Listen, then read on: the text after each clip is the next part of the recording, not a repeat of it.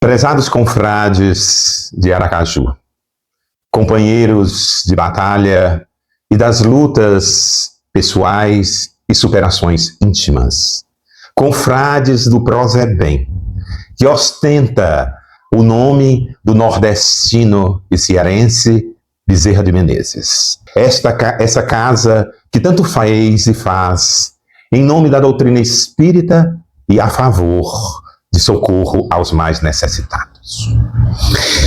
Coelho Neto, que chegou a ocupar a cadeira número 2 da Academia Brasileira de Letras, escritor, jornalista, advogado, após os seus feitos, em sua idade provecta, ele reflexionou em torno da sua obra e das realizações pessoais. Olhando todo o seu passado como se passasse diante dos seus olhos, e nesse instante ele escreveu quase que uma pequena nota biográfica que dizia o seguinte: a história é a barca que os povos se recolhem e se salvam do ouvido. O que importa é o tempo, se ela sobre ele flutua. Em outras palavras, nós somos os resultados das nossas ações e das nossas atitudes. Fazemos a nossa história ao sabor da própria emoção, dos impulsos do coração. Através dos erros, nós aprendemos os passos mais firmes e mais fortes para que nós possamos avançar adiante. Neste período do ano, em que o mundo, de certa forma, se veste de luzes diminutas, mas que enfeita os caminhos para homenagear aquele que nasce como renovador e governador planetário, nos faz lembrar uma expressão de Rabindranath Tagore. Na psicografia de Divaldo Pereira Franco, quando ele coloca, e ele chegou, leve como um aroma e bom como um favo de mel. Eu particularmente nunca vi uma definição tão precisa e poética a respeito de Jesus. Jesus nasce de uma forma muito simples, praticamente cercado de animais, e poucas pessoas ali estavam dividindo aquele momento ao gosto em que ele retorna ao proscênio terreno para iluminar e trazer a palavra da Boa Nova. Nasceu entre os simples, para que nós possamos conviver e imaginar que a nossa vida deve transcorrer na simplicidade e não na ostentação.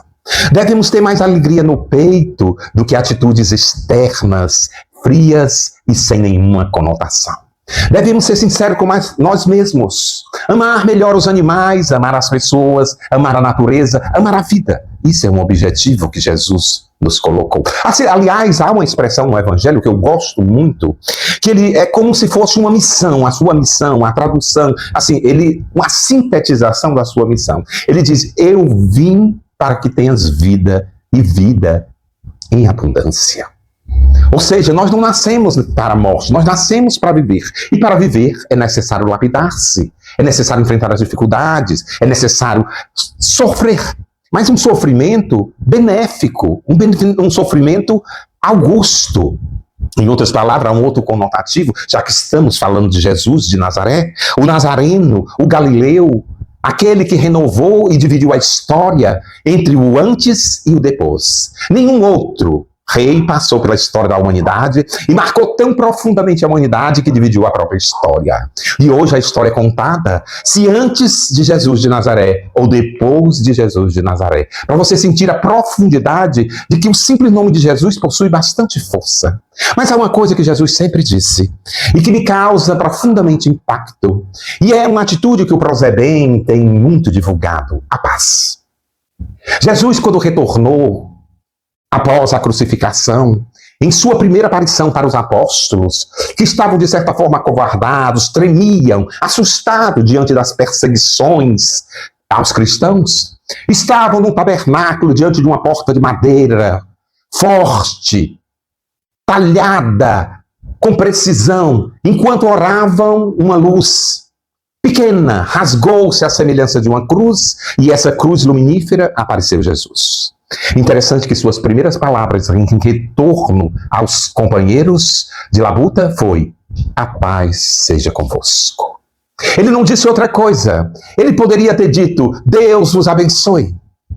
Deus seja com vocês, mas não me disse, a paz seja convosco. Porque a paz é imprescindível para qualquer conquista. Você precisa ter paz interior. As pessoas têm muita pressa. Pressa para comprar presentes. As pessoas têm pressas para se arrumarem. As pessoas têm pressa e de repente a vida passa e ficam angustiadas porque nada realizaram. Essa semana, uma amiga minha me convidou. Disse, Jorge, venha ver a minha árvore de Natal. Eu disse, tá. Ela disse assim, eu não vou mandar nenhuma foto para você ter um impacto e uma surpresa. Porque quando ela manda uma foto de qualquer coisa para mim, ela manda 30, 40. Então fica uma coisa assim que não dá para mim ver, que ela quer que eu comente cada fotografia. Então assim, basta mandar uma foto, né? Mas ela disse, não, venha ver a minha árvore de Natal. Jorge, está muito linda. Bem, era a opinião dela, eu não tinha visto a árvore ainda, não podia dizer absolutamente nada. Mas tudo bem, eu fui, é uma amiga muito querida, né? E você sabe que amigos são uma coisa muito boa. Que é um fato que me marcou quando eu cheguei em Aracaju. Assim que eu desembarquei, eu esperava uma recepção formal. Daquele senhor, seja bem-vindo. Mas eu vi um grupo de jovens alegres e felizes, que sorriam em abundância e me abraçaram com tão naturalidade que parecia que eu me conheciam há anos. Eu me sentia, de certa forma, emocionado. Porque era como se uma velha amizade de um passado longínquo, que o tempo não conseguiu diluir, naquele momento esses laços se reencontravam e possibilitavam um sorriso fartos e conversas abundantes, sem questionamentos, sem modéstias, na simplicidade dos discípulos de Jesus. Me senti muito feliz com a recepção. E até hoje eu nunca esqueci, se sou sincero a respeito disso. Porque nos outros lugares aonde eu vou, quando eu chego, eu tenho uma amiga minha que sempre me acompanha, é Senhor, seja bem-vindo. É uma apresentação muito fria. Mas quando eu cheguei em Aracaju, era um calor humano imenso. E aquela brisa refrescante me embriagava de ternura e me emocionava. Eu só não gostei da parte que eles disseram, não dá tempo você almoçar. Temos palestra, você deverá comer alguma coisa após a palestra. Eu digo, eu vou desencarnar. Pois é, os amigos são assim.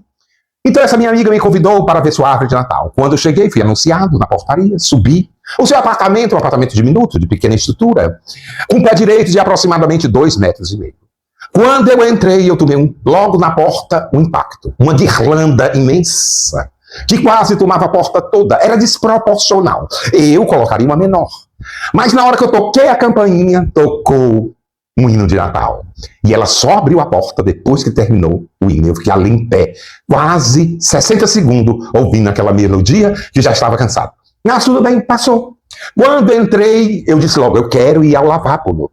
Eu quero lavar as mãos, tirar o excesso de óleo da cara, ajeitar meus cabelos, para que ficasse composto. Claro, eu vinha da rua, era preciso ter uma higiene. Mas no momento que eu entrei no banheiro, que eu fechei, eu liguei logo a torneira e de repente uma voz, Feliz Natal. Era um bonequinho de aproximadamente 25 centímetros. O Papai Noel se movia. Eu tomei um susto dentro do banheiro, não sabia o que fazer. Enxuguei as mãos e saí logo seguidamente. E ela disse, Jorge, você gostou do Papai Noel? Eu disse, eu quase desencarnei.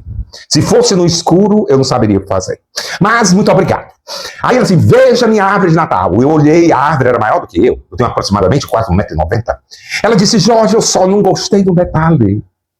Sabe um detalhe? É porque eu coloquei essa estrela lá em cima, a estrela de Belém. Você conhece a história, né, Jorge? Eu conheço muito bem. E ela ficou um pouco torta assim para baixo porque está batendo no teto. Eu digo, é melhor, para você ver, a gente tem que ser caridoso. Eu digo, é melhor pelo menos a estrela tá olhando para a gente. Nessa altura, se a estrela tivesse na posição reta, nós não enxergaríamos a estrela. Porque quase não dava para nos movimentarmos dentro da sala. A árvore era imensa demais. Mas era a forma dela dizer que Jesus seja conosco. Passamos uma leitura breve do Evangelho, onde narrávamos as páginas e os momentos mais significativos da vida de Jesus e principalmente a importância desses ensinamentos na atualidade. E conversamos e demos boas risadas e eu comecei a perceber que ela não me deu nenhum presente. Eu também não outorguei nenhum. Mas ela me deu algo que me causou profundamente impacto, alegria no coração. Ela me fez sorrir naquela tarde. E naquela hora do crepúsculo, no ocaso do dia, ela me emocionou ainda mais na despedida, quando disse, Jorge, muito obrigado por ser meu amigo. Porque poucas pessoas me compreendem. Poucas pessoas me aceitam, eu me sinto de certa forma rejeitada. E num desabafo prolongado, em que eu apenas escutava aquele monólogo, eu me senti profundamente recompensado.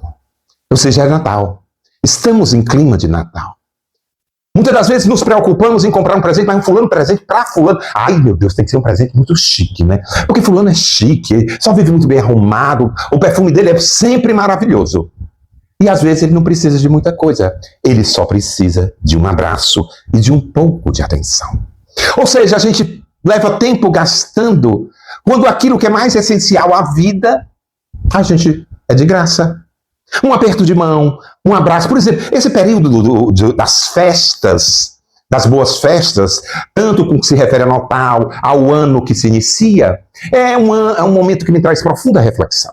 Eu gosto de reflexionar sobre os momentos que eu vivi, aqueles que foram mais importantes para mim. Eu não guardo coisas desnecessárias, aliás, eu acho improdutivo guardar coisas desnecessárias. Esse ano eu sofri muito. Neste Natal eu não quero sofrer. Eu digo, Natal é o ano todo. O sofrimento todos nós temos. Agora, sofrer bem ou sofrer mal é uma questão opcional. Depende de cada um. Eu, pelo menos, tento transformar a minha dor em um motivo de alegria.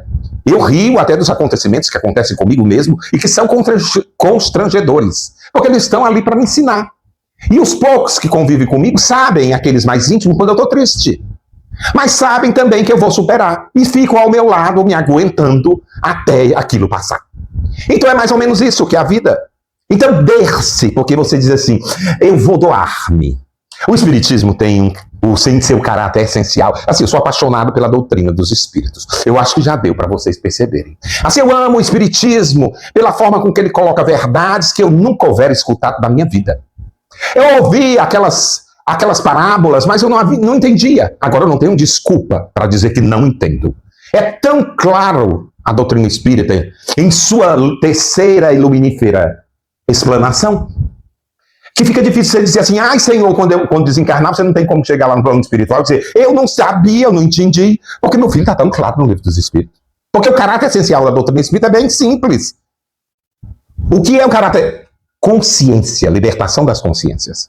E libertação das consciências é um processo de você conhecer-se melhor. Aliás, o trabalho de Jesus foi só esse. Trouxe uma boa nova. A revelação que nos leva ao caminho do autoconhecimento. O caminho da nossa própria libertação e consciência livre. Ou seja, todo mundo quer ser feliz. Eu quero ser feliz. Eu sou feliz. Você perguntar para você, você é feliz? Eu acho que talvez falta um pouquinho para me ficar felicidade. Eu acho que, gente, felicidade sempre faltará um pouquinho. Porque esse pouquinho que falta é para a gente procurar um pouco mais. Mas o mais importante é que ser feliz é um estado de consciência. Independente do que nós estejamos fazendo, seja feliz pelo que você faz. E a minha vida é sofrida. Eu digo a de outros também. Vá visitar um hospital para você ver. Veja o trabalho do Prozebem. Quantas pessoas socorridas neste ano? Quantas pessoas acolhidas? Quantas palavras reconfortantes foram distribuídas nesta casa? Pense nisso. O que importa? O sofrimento diante da nossa atitude para que nós possamos nos renovar? Então, assim, naquela despedida da minha amiga, eu fiquei a pensar, meu Deus, eu dei tão poucos para meus amigos. Às vezes eu exploro, eu peço demais. Chegou a hora de dar alguma coisa, uma coisa de mim mesmo, uma palavra, escreva algo. Não use a inteligência artificial, pelo amor de Deus, escreva do próprio coração, que hoje as pessoas estão nessa moda. Bota lá na inteligência, na IA, e ela escreve as coisas mais lindas, mas é sua? Não, é da inteligência artificial. Então, assim, eu me lembro que na época dos cartões, eu acho que vocês não passaram por isso, não. Mas chegou uma época, eu era muito novo, ainda sou, mas assim, você mandava cartões de Natal pelo correio.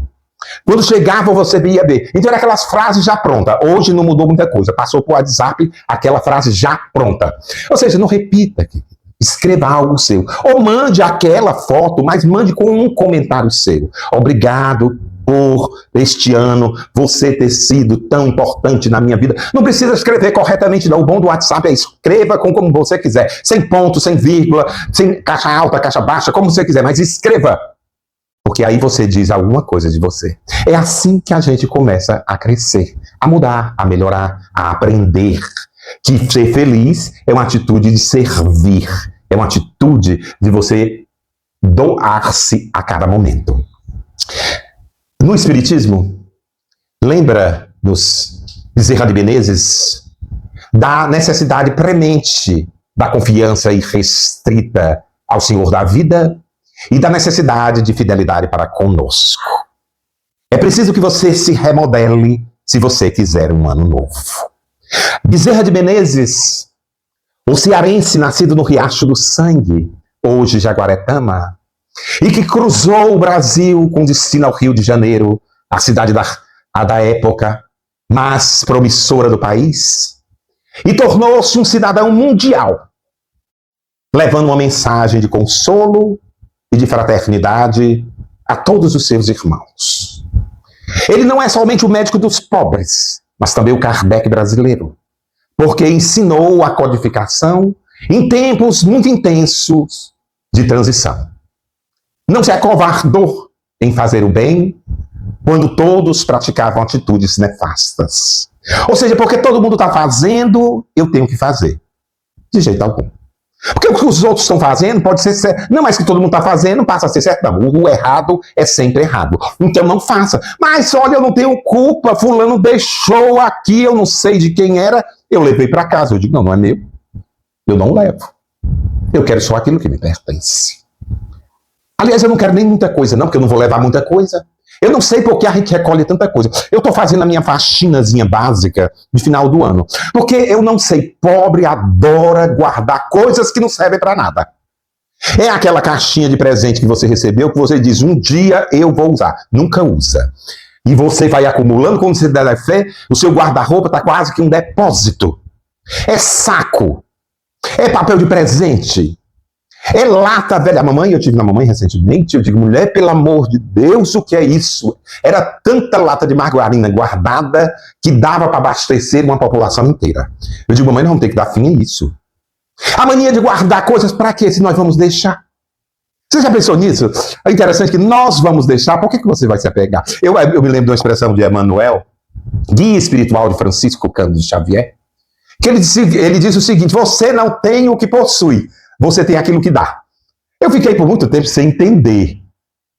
Mas é verdade, quando você doa alguma coisa, seja no campo psicoemocional, seja de ponto de vista físico, é que aquilo passa a lhe pertencer, porque foi um gesto de doação, você não vai levar, né?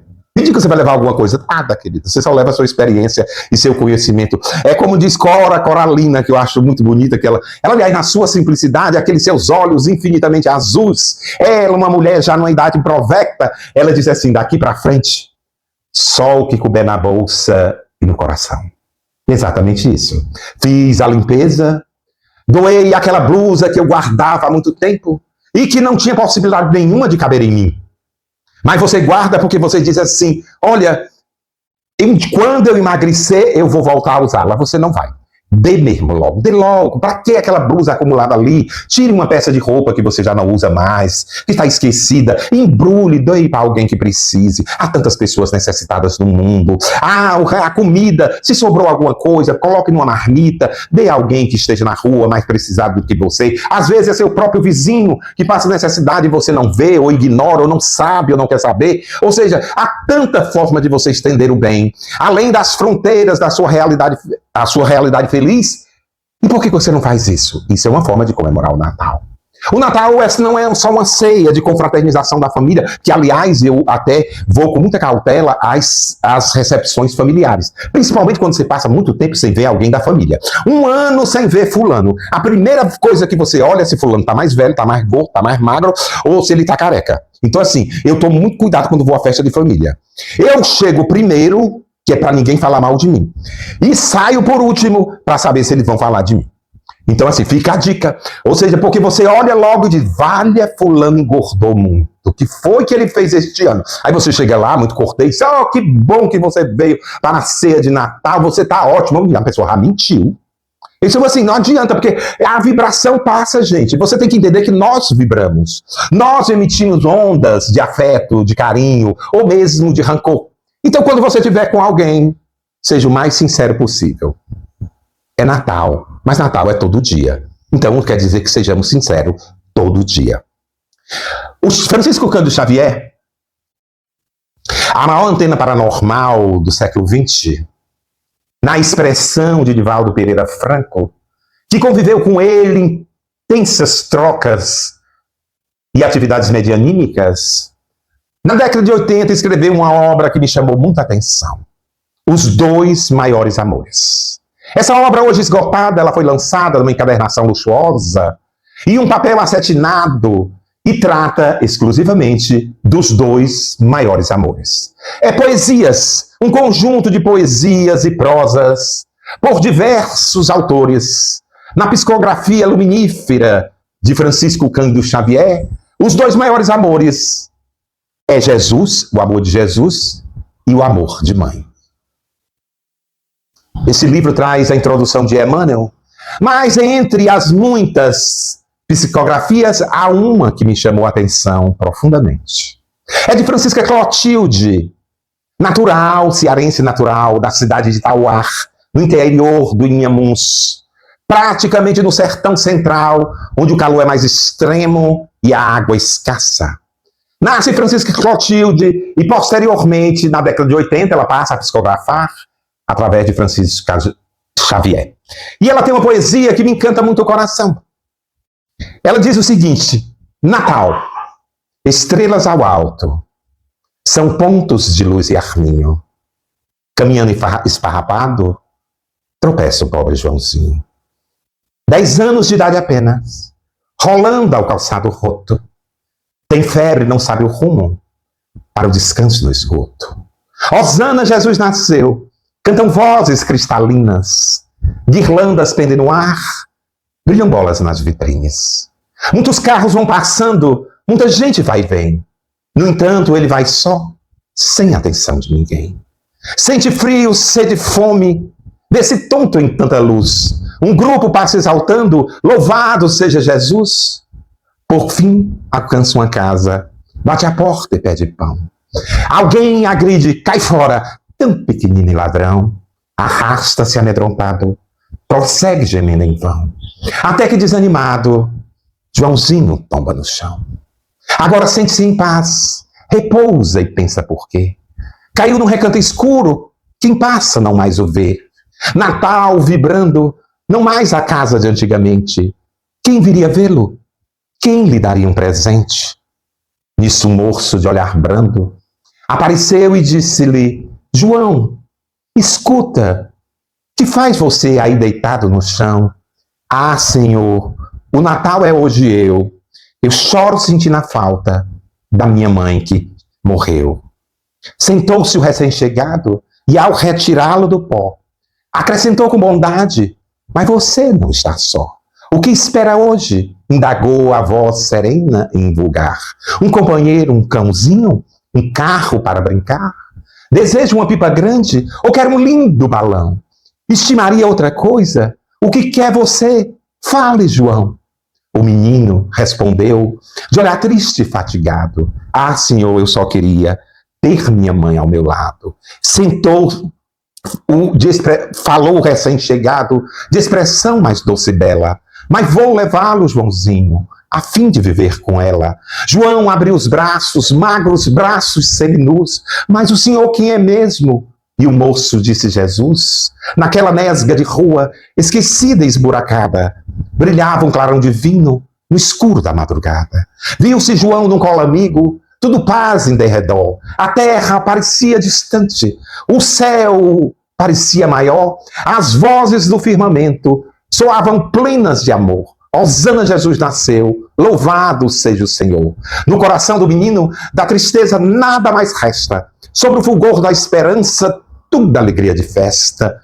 De manhã um verdureiro, ao fitá-lo em desconforto, pôs-se a chamá-lo de leve, mas Joãozinho estava morto. A contar do último Natal, só como ponto de referência, quantos Joãos, Marias, Madalenas, Pedros, Tiagos passaram pela nossa vida, estão na nossa vida. Não a semelhança de Joãozinho esfarrapado caminhando pelas ruas escuras da cidade, maltrapilho, mas não, pessoas próximas a nós, que não exigem muito, somente um pouco de compreensão, um pouco de alegria, a dádiva do coração. Então é Natal. Expresse-se com ternura diante daqueles que lhe acompanham a marcha. Seja a luz que ilumina aqueles que passam no seu caminho, para que um dia esta luz possa iluminar os seus passos. E se é Natal, seja simples, doe alguma coisa de coração, faça alguém feliz, faça com emoção. Não seja uma pedra fria, seja vibrante e atuante, leve alegria por onde passa, independente em qualquer canto.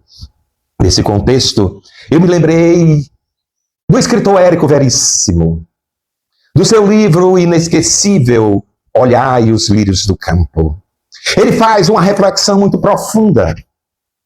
E ele diz que o dia mais importante da sua vida foi aquele que, olhando todos os seus passos, percebeu que havia uma profunda necessidade de mudar, de dar rumo às suas realizações humanas. Ele via em sua volta pessoas aflitas que gritavam e pediam socorro. Pediam apenas uma mão que os apoiassem. E Deus me dera duas mãos. Essa reflexão nunca me foi esquecida. Se é para chorar, que seja caminhando. Nós, aqui trazendo essa transmissão das plagas alencarina em Fortaleza, e o coração dividido entre aqui e Aracaju. Muito obrigado, meus amigos. Que Deus os abençoe. Um Feliz Natal. E um ano 2026 muito próspero de realizações profícuas. Espero revê-los em breve. Muita paz.